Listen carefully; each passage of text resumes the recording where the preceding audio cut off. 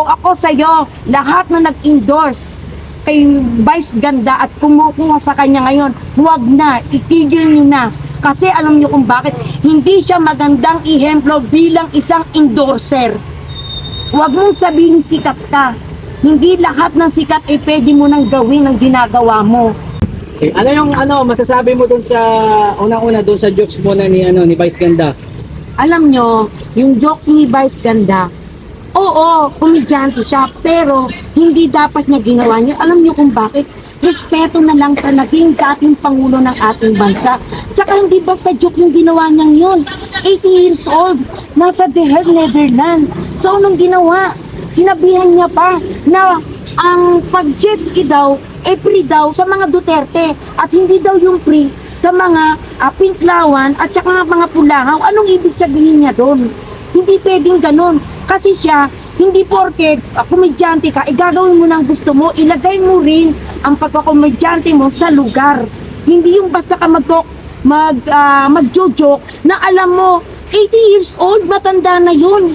Irespeto naman natin yung naging Pangulo ng ating Pilipinas yun. At hindi dapat na ginagawa mo yan. Ikaw, Vice Ganda, hindi mo ba alam? Ang dami nang bumabati ko sa'yo. Hindi mo ba lang, si Christopher Min, ano ginawa sa'yo? O anong mukha mo daw? Yun daw ang pagkatao mo. Sino pa ba? Si Abby Biduya. Anong sabi niya? Depende. Kung ikaw ay magjo-joke, ayusin mo at ilagay mo sa lugar, irespeto mo ang dapat irespeto. Yun lang yun. At saka ano pa yung ginawa? Tsaka ito talaga. Kaya niya ginawa yan. Sabi, ayon, hindi umano. Yung daw concert mo ay nagplakda, hindi kumita. Kaya siguro, gumawa kayo ng eksena na alam nyo ng kakagati ng sambayan ng Pilipino dahil yan yung magandang itapik ninyo. Pero, hindi maganda yung ginawa mo, Vice Ganda. Dapat sa'yo, i-boycott lahat ng in-endorse mo. Ngayon, McDo, hindi mo ko mapapakain sa McDo. Never. Kahit sa anak ko, sinasabi niya, ma, mag-McDo. Hindi anak, huwag muna. I-boycott muna natin ng McDo. Bakit? Kasi sa ginawa ni Vice Ganda na, joke ka ba? O yan ha, hindi ko sinasabing diretsong joke ka ba lang yun ha. Yan ang sinasabi ko sa iyo, Vice Ganda.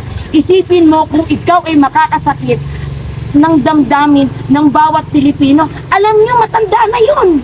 Naging Pangulo, hindi niyo i-respeto. Si Charo Santos nga, nagsalita na eh. Anong sabi? Hindi lang mga sikat na personalidad ang nagko-komento about sa ginawa mo. At tuwan-tuwa ka pa ha? Tuwan-tuwa ka pa sa ginawa mo. Kung ako sa'yo, lahat na nag-endorse kay Vice Ganda at kumukuha sa kanya ngayon, huwag na, itigil nyo na. Kasi alam nyo kung bakit, hindi siya magandang ihemplo bilang isang endorser. Huwag mong sabihin sikat ka.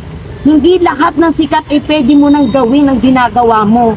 Hindi mo ba alam? Ito pang isa ha, na si Bibi Gandang Hari, nagsalita na sa kanya. Alam sabi niya, karma is real. Ang gaba ay hindi magsaba. Ito palang ginawa niya kay Bibi Gandang Hari, kay dating Rostong Padilla. Nag-aaral na mag-model si Bibi Gandang Hari sa Amerika. Anong sabi ni Vice Ganda? Bakit pa raw magmo-modeling si Bibi Gandang Hari, matanda na naman daw. Ang pagmo-model, hindi sa matanda yan. Alam nyo ba yan? Kung hilig mo talaga at passion mo yan, wala sa matanda, wala sa bata. Basta kaya mo mag-model. Kaya tino mo, gumanti si Bibi Gandang Hari, nag-comment din siya. Nag-comment din siya. At saka take note, eto pa yung isa, di ba? Si Atty. Marcoleta, hindi at alam ni Atty. Marcoleta na tinira siya. Kaya ngayon, bumuwelta si Atty. Marcoleta din sa kanya. Na sabi niya, hindi ko alam na pala ako, kasama pala ako doon sa pagbibiro mong yan. Pero dapat hindi mo ginawa yon. Hindi ibig sabihin, igalang mo sila dahil nasa gobyerno. Hindi. Ilagay mo sa tamang lugar ang pagjo-joke mo, Vice Ganda. Sana maging aral na sa'yo yung ginawa mo. Dahil lahat, kagaya niyan, yung concert na ginawa mo, sa concert, hindi lang naman ikaw napahiya. Kung sino yung nag-invite sa'yo at kung sino ang nag-produce ng concert na yon, nakakahiya. At saka take note ha, meron pa akong isang nalaman na yung palang kanyang pinagtatrabahon ngayon. Alam niyo na kung sino. Doon pala ang may-ari ng istasyon na yon ay si Tambaluslos. Kaya yon, himod siya kung anong iutos, sinusunod naman niya na alam niya na mali at hindi dapat i-joke yon. Depende yun sa pag-joke. Huwag niyo i-joke yung mga ganong issue.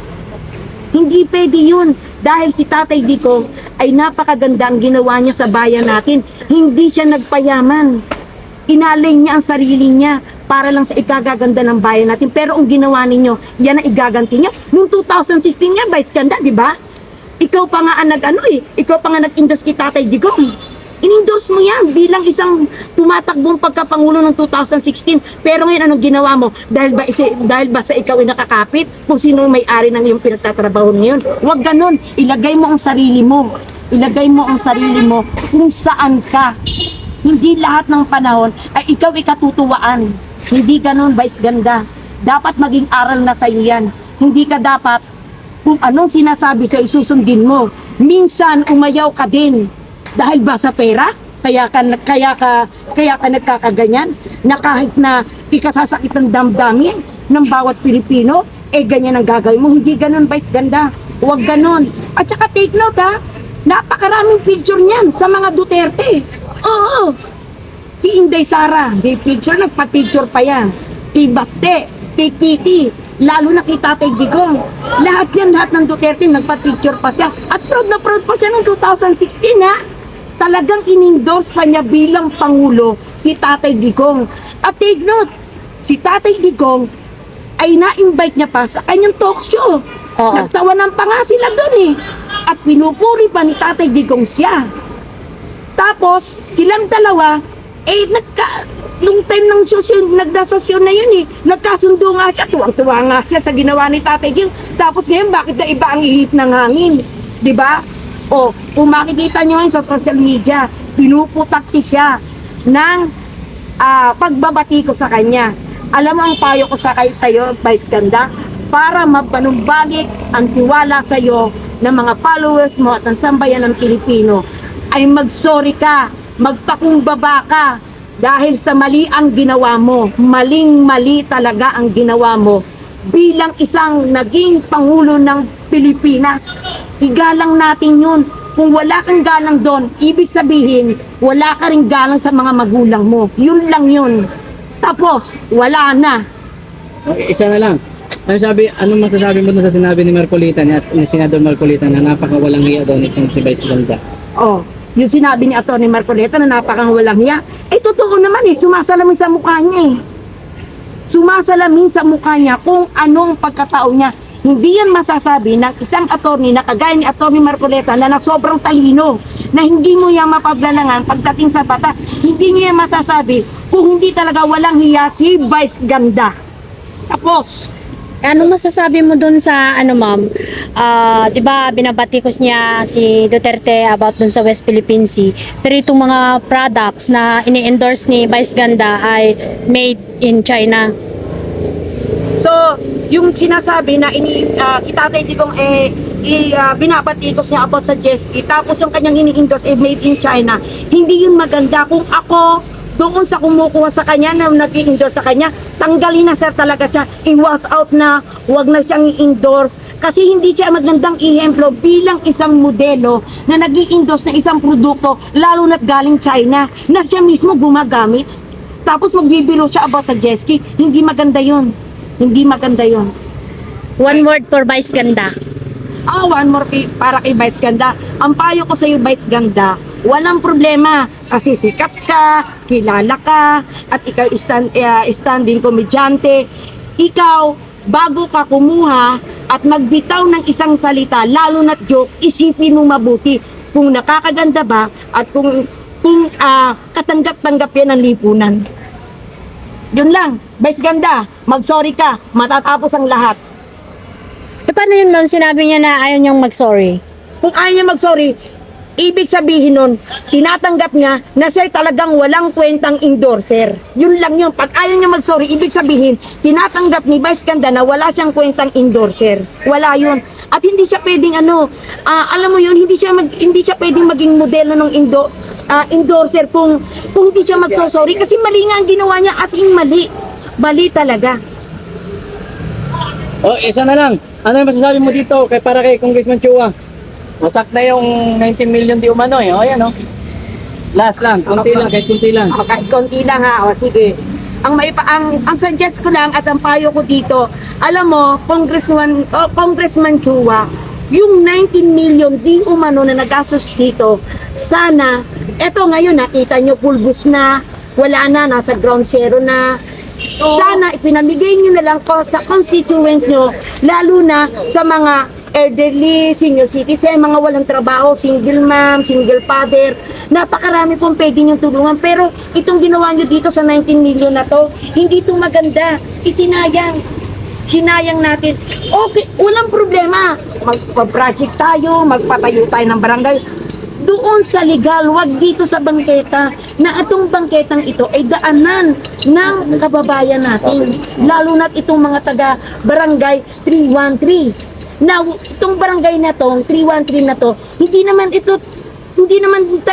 dito tinayo sa 313. Talagang itong 313 barangay na to ay itinayo sa barangay 314 na hindi nakaganda dahil tinakpan po ang Arellano High School. So ngayon makikita nyo na ang Arellano High School, kita na may liwanag na, may ventilation, may liwanag, makakapag-aral ng mga estudyante at makakapagturo ng mga teacher. May mga estudyante, may signal na doon sa loob eh. Tama na, ilang minuto na. Yan na.